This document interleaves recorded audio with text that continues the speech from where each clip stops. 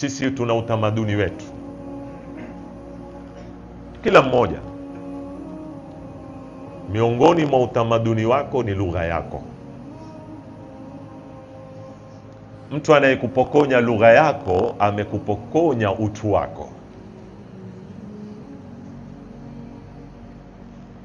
Hili ni kitu muhimu sana. Lakini tizameni leo tulipopokonywa lugha zetu.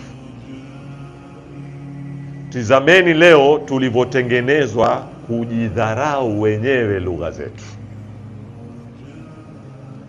Tizameni leo tulivotengenezwa kwamba wewe ili uwe ni mwanadamu wa kuheshimika na kutambulika ni mpaka uache kuzungumza lugha yako, uzungumze lugha ya mkoloni wako.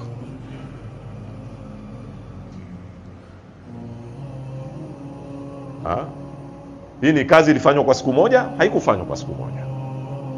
Ilifanywa kwa miaka, na kuna tools zilizotumika ndani kugonga utamaduni wako. Hiyo ni nguzo moja ya utamaduni. Identity yako ya kwanza, utambulisho wako ni lugha yako. Pili ni historia yako.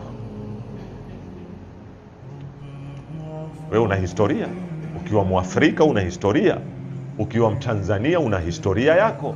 Ukiwa Mkenya una historia yako. Ukiwa kabila fulani, mkoa fulani, una historia yako. Iko wapi historia yako?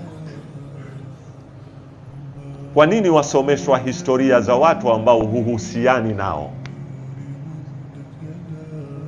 Sijui kina Vasco da Gama. Watu wamekuja kukukoloni, watu wamekuja kukuua, wewe umewekwa shuleni, wasomeshwa ndio watu kielelezo chako. Wako wapi mabingwa wenu? Wako wapi washairi wenu wa zamani?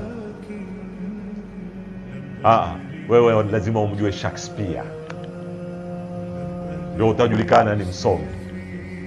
Lakini kuna mzee pale mtaani anajulikana alikuwa akitunga mashairi bila ya kalamu na karatasi, na yataka mtu